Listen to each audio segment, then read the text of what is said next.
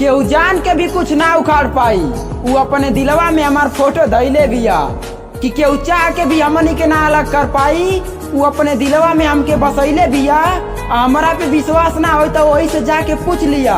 वो पगली हमरे साथे जिए मरे के कसम खैले बिया। फोटो हमार लेके हरदम चुमतिया।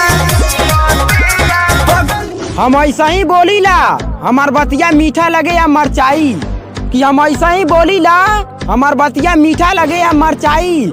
और हमार बतिया सिर्फ हमारे चाय वालन के अच्छा लगेला, तो अरे जैसन कुत्तन के ना समझ में आई।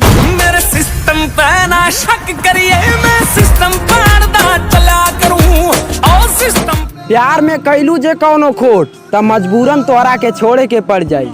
कि प्यार में कैलू जे कौनो खोट त मजबूरन तोहरा के छोड़े के पड़ जाई। हमरा के छोड़िया तो एक बार सोच लिया, ना तो पत्थर से सिर फोड़े के पड़ जाए। एक दिन हमारे खातिर बुझिया महीना रहम। एक दिन हमारे देहिया में डर ना बा तो डर पैदा कर देबे। कि जवन देहिया में डर ना बा तो डर पैदा कर देबे। अब बेटा हमरे वाली के तरफ आँख उठा के भी देखला ना तो मार के देहिया गर्दा कर देबे। करा पलाई जदी केहू जो नजरिया। होबा तू केतनो बड़ा गुंडा मिलबा त मारब बान के। कि होबा तू केतनो बड़ा गुंडा मिलबा त मारब बान के।